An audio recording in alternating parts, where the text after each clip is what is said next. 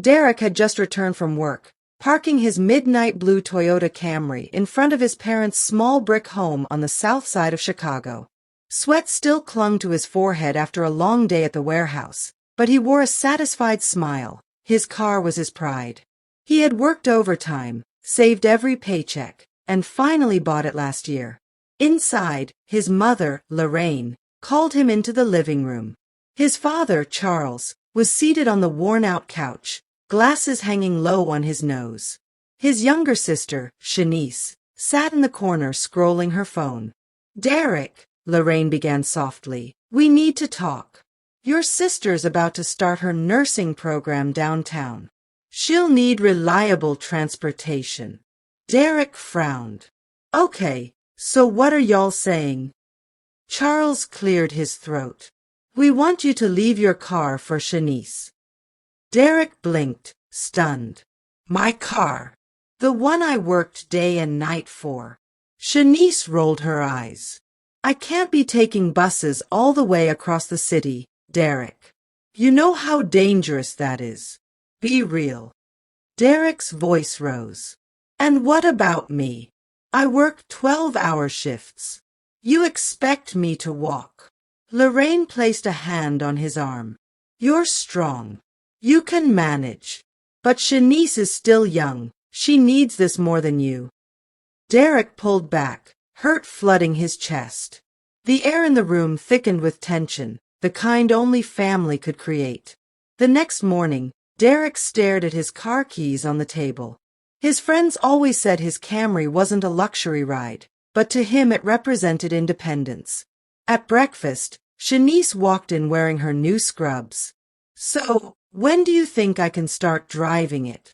"Orientation's Monday." Derek slammed his fork down. "I haven't even agreed to this." Charles looked up from his newspaper. "Son, you need to think of the bigger picture. Families sacrifice for each other. Your sister will make something of herself, and one day she'll take care of us all." "And what am I, huh? Just the mule you ride until I break down." Derek shot back. Lorraine sighed. "You're our firstborn, Derek. We trust you to endure more. Shanice is fragile." Shanice smirked. "Stop being selfish, Derek. You act like you're the only one struggling." Derek's chest burned. "Selfish? I worked 2 jobs to buy that car. Nobody gave me a dime. And now you expect me to hand it over like it's nothing." The room fell silent except for the ticking clock. Derek pushed back his chair and stormed outside, his heart pounding. That night, Derek's best friend Marcus pulled up in his old Chevy. "Man, you look like hell. What's up?" Derek sighed. "My parents want me to give Shanice my car." Marcus whistled low. "That Camry? Nah, bro. That's your baby. They said she needs it more than me. That I should sacrifice." Marcus shook his head. "Sacrifice is one thing. But giving up what you worked for? That's robbery, even if it's family." Derek leaned against the hood of his car. "But if I refuse, I'm the bad son. You know how it is. Parents guilt trip you till you fold." Marcus glanced at him seriously. "Listen, family will always expect more from the one who carries weight. But you gotta set boundaries. If you give in now, it won't stop with the car. Next time, it'll be your money. Then your future." Derek stared at the dark street, where kids rode bikes under flickering lights.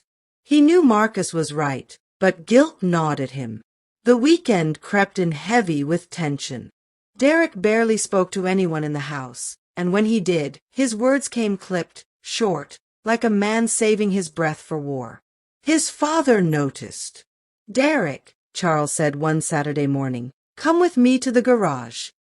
Derek followed reluctantly. The garage smelled of old oil and rusting tools. Charles leaned against his old toolbox, arms folded. "Son," he began, "I know you're angry. But think of your sister. She's stepping into a profession that'll change her life. That car might be the bridge to her success. Derek clenched his fists. And what about me? Every day I work myself into the ground. I'm not less important because I don't wear scrubs. Charles's face hardened. You're a man. Men carry burdens. Derek swallowed hard. But why does being a man mean giving up everything I work for? Silence sat between them, thicker than the grease-stained air. Derek knew his father wouldn't bend. And Charles knew his son's anger was a storm waiting to burst.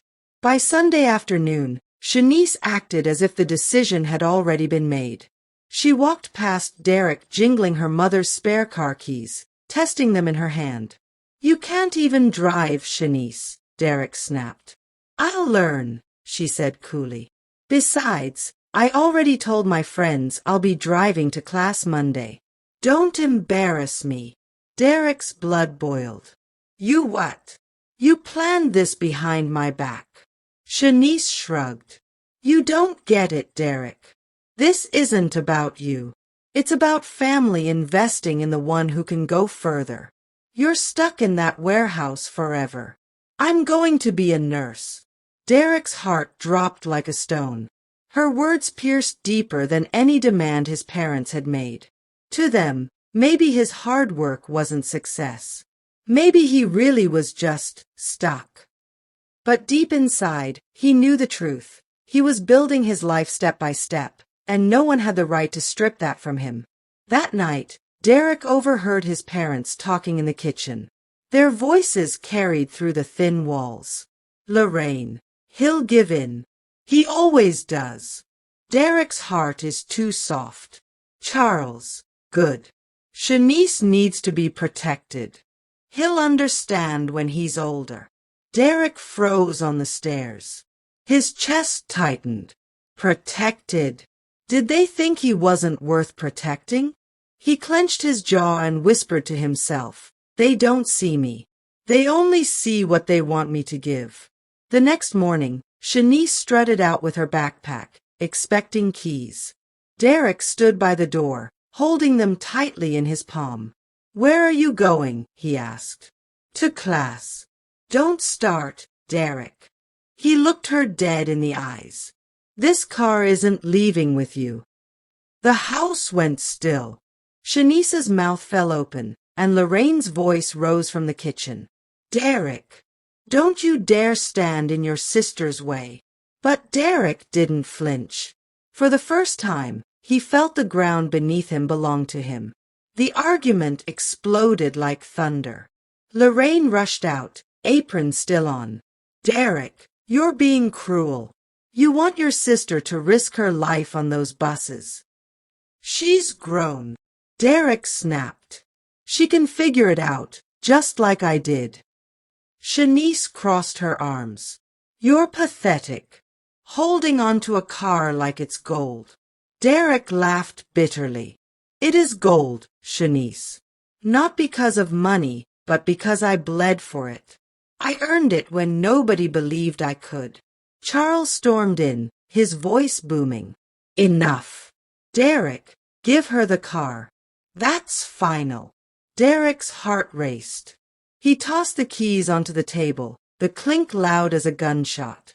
No, I won't. Silence crashed over the room. For the first time, Derek had said no, and meant it. Derek didn't go to work that morning. He sat in his car with the engine off, hands gripping the wheel like it could float him across the storm he'd stirred. Lorraine tapped the window with her knuckles. Son, open the door. He rolled it down halfway. Mom, I'm not trying to be disrespectful, but that car is mine. Lorraine's eyes shone. We raised you to care for family. How can you sit there and watch your sister struggle? She doesn't have to struggle, he said quietly. There are buses. There's the L. There's rideshare. There's asking one of her friends. But my car, Mom, it's the first thing I ever owned that nobody signed for but me. Lorraine swallowed. You sound like your Uncle Reggie. Maybe that's not a bad thing. She blinked. Reggie refused to co-sign your father's first truck, and it split this family for years. Or it taught Dad to stand on his own feet, Derek said. And look how far he got. Lorraine stared at him, stricken. So this is it. You're choosing a car over your sister. I'm choosing my boundary, Derek said, voice steady. I won't be robbed, even by love. Later, at the corner lot where they used to play ball, Marcus bounced a ball against the rusted rim. You look like you ain't slept. I didn't. Derek kicked the curb. I said no. House went cold as a freezer. Cold is better than dead, Marcus said. And dead is what your dreams get when you don't protect them. Feels wrong, Derek muttered. Like I broke some commandment. You broke a habit, Marcus said. Different thing. He shot. The ball clanged. Families get comfortable with the strongest one carrying more. It ain't evil. It's just easy. Derek sighed. Shanice said I'm stuck in the warehouse.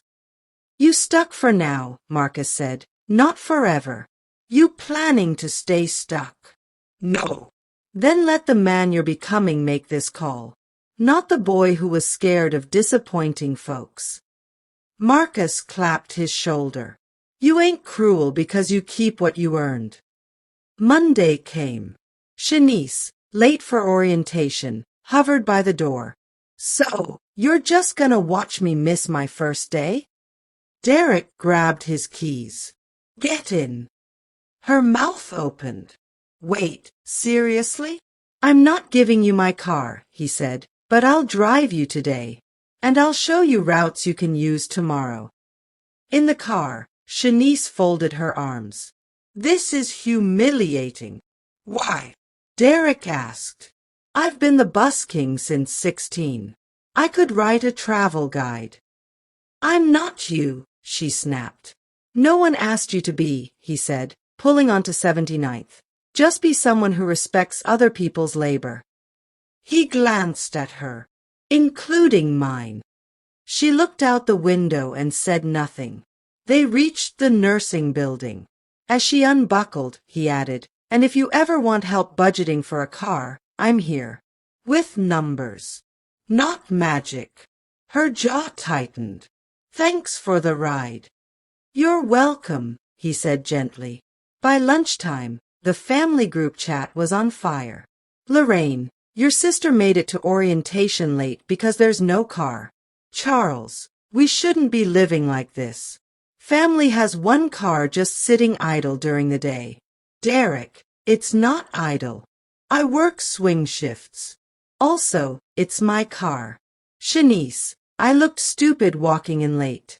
Derek, you looked dedicated for coming anyway. Lorraine, enough. Derek, meet us at Pastor Coleman's office tonight at 6. We need counsel. Derek stared at the screen. Marcus texted separately. You good? Derek, I'm about to be prayed into a corner. Marcus, or prayed into clarity. Hold your line. Pastor Coleman had kind eyes and the patience of a man who'd watched generations repeat the same fights with new phones. He gestured to the couch. Sit. Lorraine led.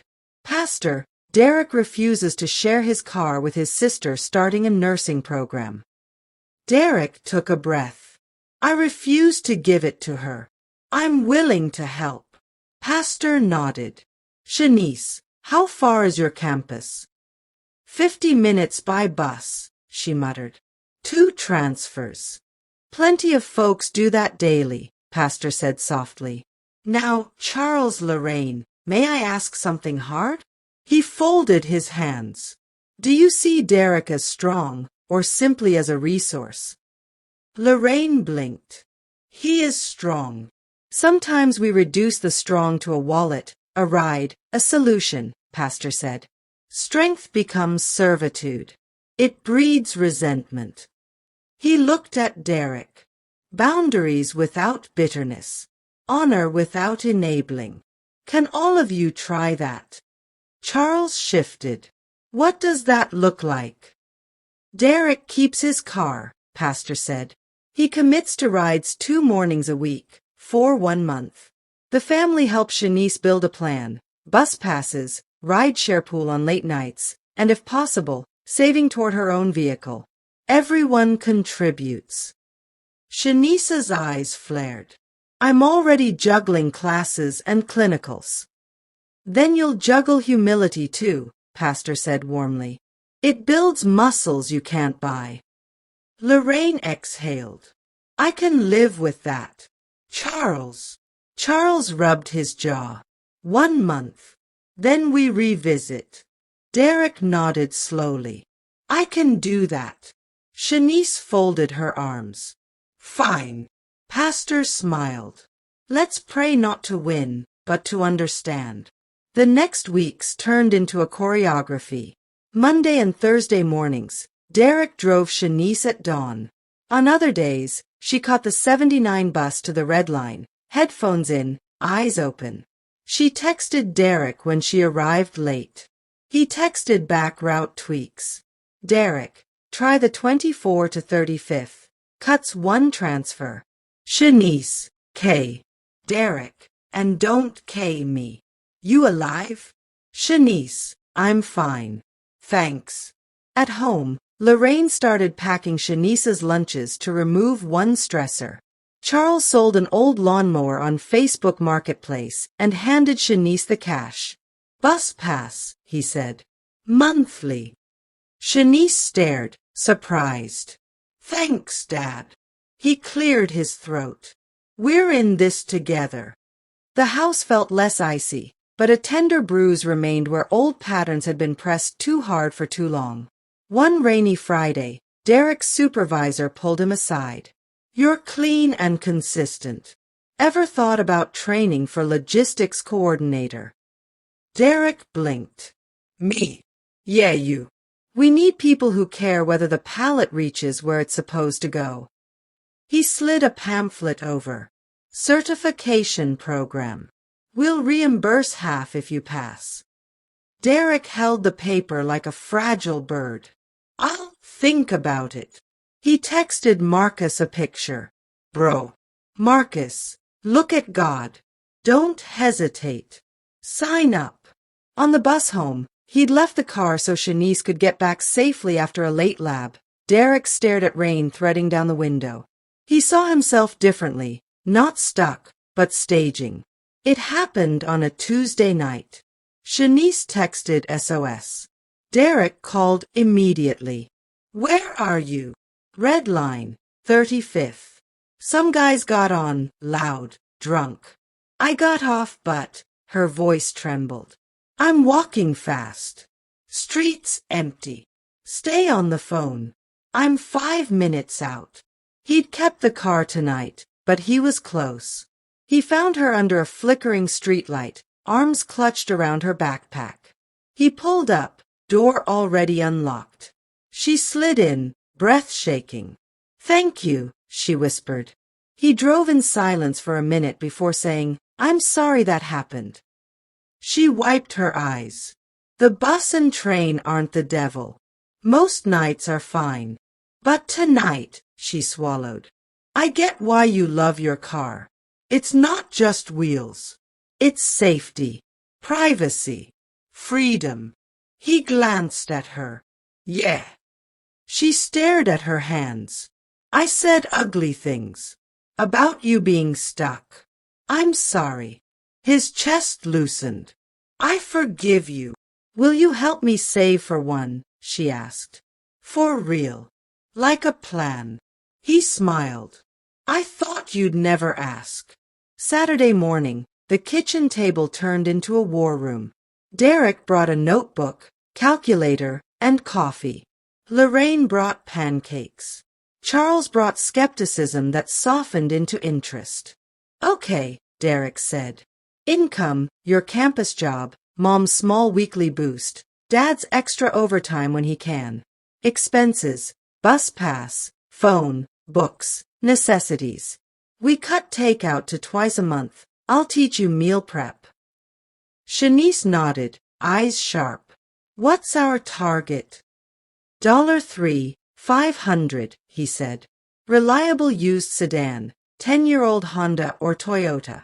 Add $500 for registration, insurance down payment, and a maintenance buffer. Charles whistled. That's tight. We build and hustle, Derek said. I'll grab extra shifts if the coordinator track allows. Shanice can do 2 Saturday mornings at the community clinic for a small stipend. Dad, any detail jobs you want to pass me on weekends? I can do interior cleaning. People pay for that. Charles grunted. I'll ask the guys at the lodge. Lorraine smiled. I'll cook in batches. The freezer will be your friend. Shanice scribbled.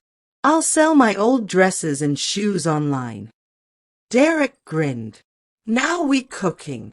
2 weeks into the plan, temptation knocked. Tasha, a classmate with a new Hyundai, dangled a key. Lakefront tonight? We can borrow my cousin's VIP list. Shanice chewed her lip. I'm on early rotation tomorrow. Girl, live a little, Tasha sang. Derek, passing by with a basket of laundry, said, live a little usually costs a lot. Tasha rolled her eyes. You always this boring?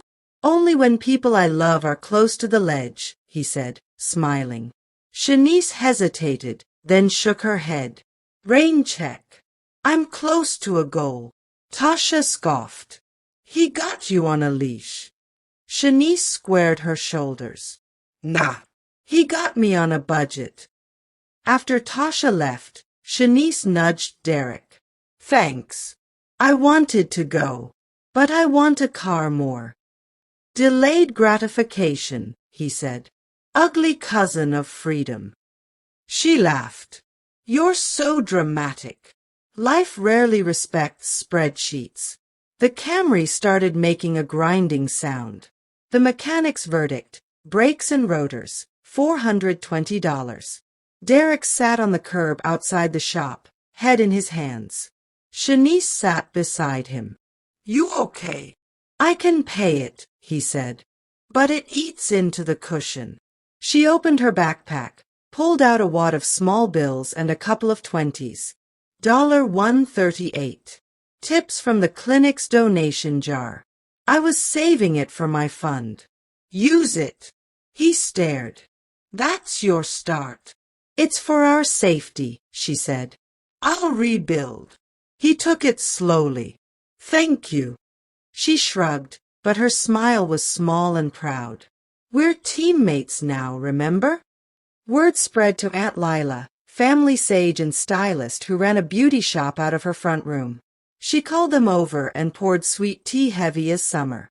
I heard y'all untangling yourselves from a generational knot, she said. Good. Your granddaddy lost his savings co-signing for 2 cousins who swore they'd pay.